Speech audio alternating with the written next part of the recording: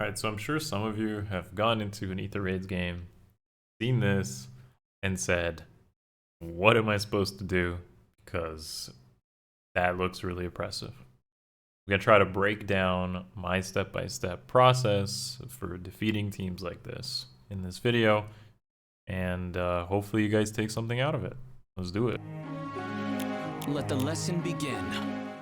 What's up guys, Akariss here, bringing you another Fire Emblem Heroes video. Today's video is another Galeforce type of, this is, a really tough game commentary. I had one of these before, I believe it was back in September, and the link to that is right there. I'm probably making this a series. It's not super consistent because it totally depends on, what the game gives me, but occasionally I have these really good games where I'm able to just execute and win.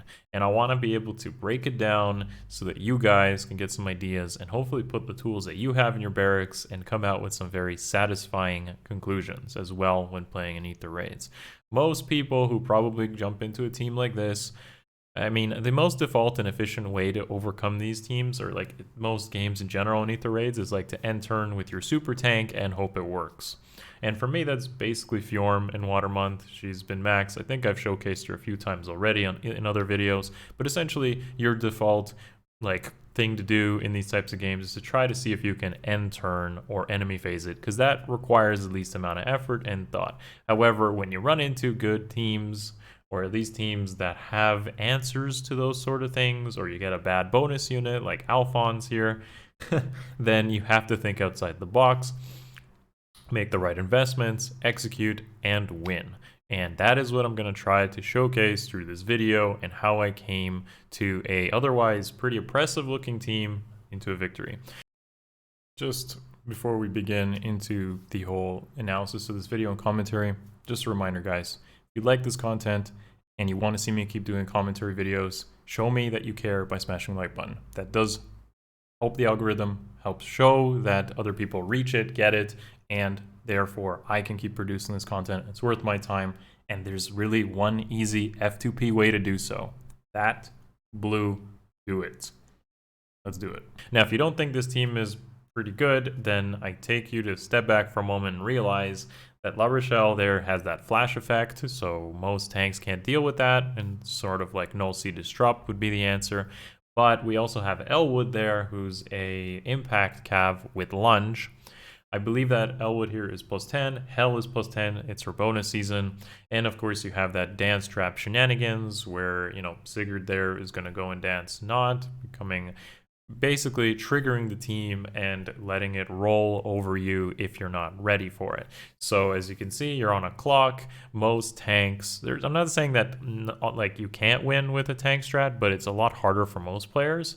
And even have a pretty solid catapult, which might actually snipe a safety fence. It doesn't in my case, and the safety fence doesn't ultimately matter in this game. It can in some, but this is more or less a how to use your team to the fullest potential and come out with a victory. So as you guys can see, that is my team, and I'm going to put their builds up here, and I'm going to explain those builds before we actually start playing the clip and my thought process through everything. So the way I went about this, and if you can just hear, if you look for a moment, my actual units like Marianne and Alphonse and Uller are not merged at all.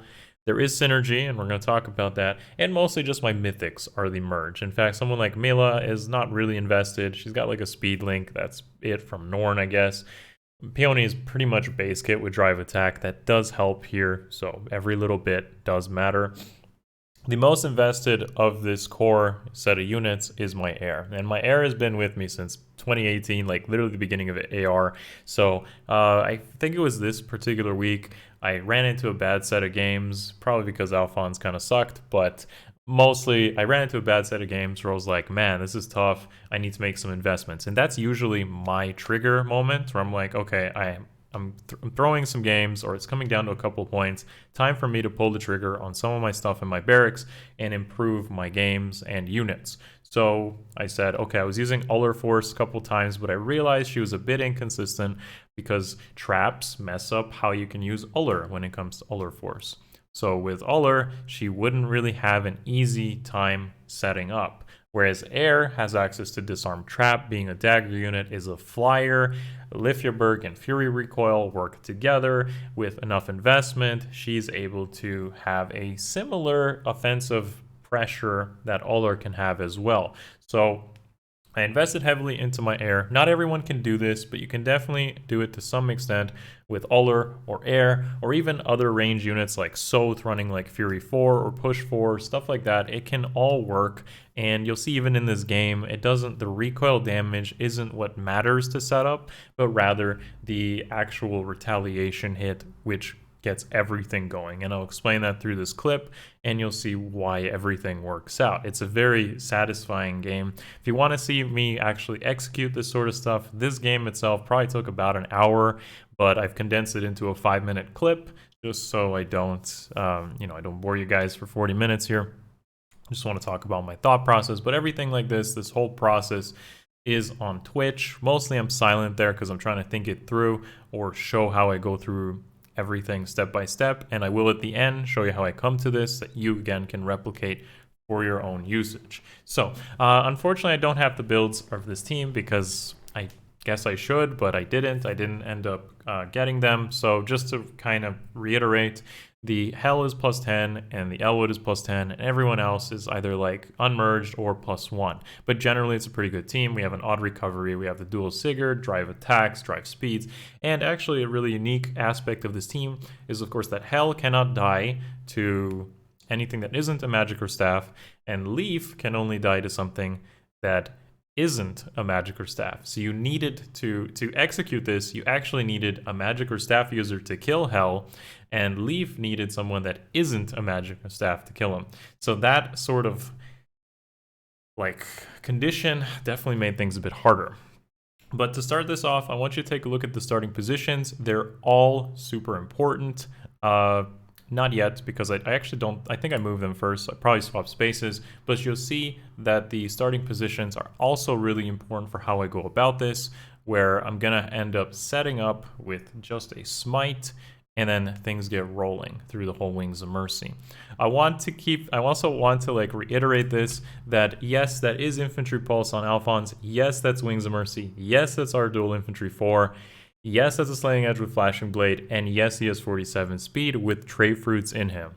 When I usually do other videos that say, hey, you should probably invest into these things, I follow through with what I say, and Alphonse is an example of that. I've recommended dual skills on the Askers, investing into your Askers, it pays off, and this is going to be an example of that. Marianne at base kit does really well. I've never even seen her like miss kills, so I just throw a Savage Blow on her. And that's a pre-charge AoE special on Ullr, which didn't really matter here because any special would have done it, but something to note for how this ends up working. Keep in mind when you want to actually follow through with a Galeforce strategy, you got to think about how many actions you have, right? So with Air, it's like a single initiation, that's 1. Peony is another 1, if you can get her to dance. That's 2.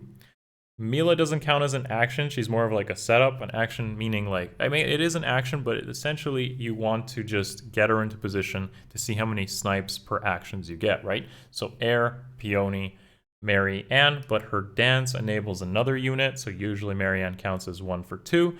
Alphonse is usually 1 for 2 because of Galeforce, as long as you get that off.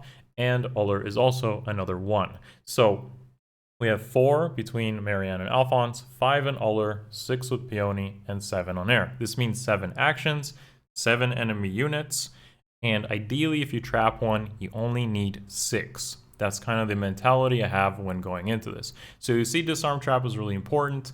You'll see that Air, because she's highly invested, is able to snipe Not. Not is running distant counter, which is great here. So she ends up just enabling this whole Wings of Mercy chain. If I was to suggest to you guys for defense, one of the best things you can do is remove distant counter off Not and run something like the guard skill like Steady Posture 3. This will already deny a lot of people from even doing this. Keep in mind that most people probably won't even do this against your team, but again, it's nice to just consider all possible strategies that people may do, and that leads to a lot of things. So as you can see, As I mentioned earlier, this is a plus 10 hell, by the way, bonus. Marianne at base kid just kills her, and that 70% damage reduction also greatly helps because hell cannot heal that much through noontime. Securing the kill for Marianne. Marianne ends up dancing Peony with that one move limitation where aerobatics actually helps quite a bit for her. And this gets the ball rolling. Remember that Wings of Mercy on Uller and Alphonse are still active, so Alphonse comes in and basically gets his Flashing Blade speed enough to Galeforce on the one unit on this team that he can. He cannot actually Galeforce anything else on this team, so again, I had to consider that. He wasn't going to outspeed La Rochelle, he wasn't going to outspeed Elwood. It's pretty close though, considering his speed set, it's actually pretty close. He ends up fairly a few points here and there. So something like an attack speed push 4 actually ends up getting the doubles and stuff like La Rochelle and Elwood. But nonetheless, I got him his Galeforce on the one unit he could do it. End up using aerobatics despite that one movement clause on Marianne to dance Marianne. Marianne doesn't even have to move. She just snipes Elwood here. And because of Gentle Dream on Peony, Air is now able to position perfectly to go and snipe La Rochelle, which she's just about to, and a nice one-shot there. She's low bulk, so it's fairly easy there. Keep in mind, dagger debuff also helps quite a bit here. So again, when it comes to Air and Uller, I'm actually starting to favor Air even more than Uller, especially when you consider investments. Finally, Uller comes in with her Wings of Mercy, snipes Leaf, and that's basically the game. Because, yep, Alphonse has his one movement, he moves up, traps Triandra, and yeah, that's basically how you take a really oppressive looking team and win, like, in one turn. Without having to worry about stuff like safety fence, as long as you have the space to do so, it's pretty nice. And as I mentioned, this is a unmerged, unflowered Marianne. That is an invested Alphonse, but you don't need like Ardul. You could just run like attack speed push, 4 would probably be pretty good, pretty common. Fodder, you can even find it in codes. Wings of Mercy is definitely key to most things here, and that is key to running a good Galeforce strategy. Uller replaces her Yingvi Ascendant with Wings of Mercy. Again, pretty nice. Infantry Pulse definitely sets up stuff like Marianne and Uller to do a lot more. So like an AoE special can definitely kill things, didn't matter here. And of course, Infantry Pulse can avoid Marianne from having to run something like Flashing Blade. So a little bit of extra help on our allies by running Savage Blow. Mind you, if you run into guard effects, things get harder. And of course, if there were even just buildings on the front there, I would have had to engage on turn 2 with a good catapult. They might have sniped my safety fence, and this wouldn't have been possible. But you do occasionally get these types of games, and as a result, I wanted to share that with you guys here on YouTube. So how did I actually come to doing this? How did this happen? So first of all, 40 minutes or so, 45 minutes of genuine thinking how I was going to go step by step with calcs was how I made this happen. But of course, I wanted to share the layout. Okay, so if you didn't watch the previous video, which I recommend you do, what I do is I literally use the window snipping tool where you just take a crop of the screen. So when I'm streaming, I mirror my phone onto the computer, and what I do is I just take a screenshot there. I think that's actually flipped right now, so let me fix that. There we go. So I end up taking a screenshot there, and what I start doing is I start plotting out positions and where things go, right? So as you can see, Mila ends up, it's everyone has their own approach here. I don't expect you to understand my scribbles, but essentially what I came to is seeing where everyone's positions were, such as Mila smiting air, and considering Marianne's position and how Peony was going to dance air from the left, which then is in the cardinal direction to buff Marianne, securing the kill on Hell. Alphonse doesn't need extra buffs, he just double Sigurd, and Uller, is just in case, would get dance from Peony again in the cardinal direction right of Marianne, which results in her getting extra buffs just in case she needed to kill Leaf. So all of this is how I came to it, and you can go through this step by step. There's no time limit to your AR games. You can see your initial positions, you can see where the smites are, do a couple of calcs, and see how that all ends up. This is how I do it whenever I have these really like 10, 12 steps types of games where you really got to plot out exactly where and what happens. Also doing quick calculations to make sure you get the kills. But essentially, I highly recommend a screenshot and just planning out your game best as you can. This will make it much better, more consistent, and you don't have to commit. When it comes to end turns and enemy phase strategy, yes, you just end turn and hope for the best, or maybe you do a couple calcs to see if they survive. It's easy, it's fast, but it doesn't always work, and it wouldn't have worked for me in this game.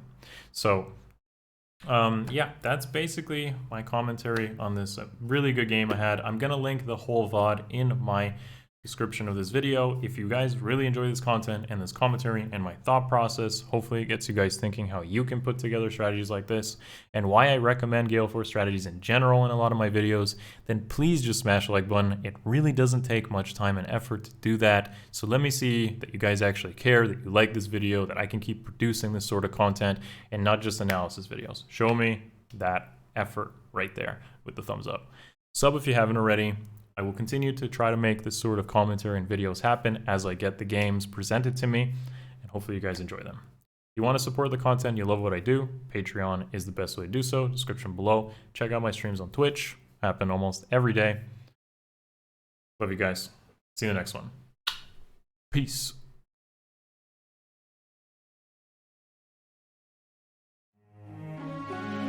It's over.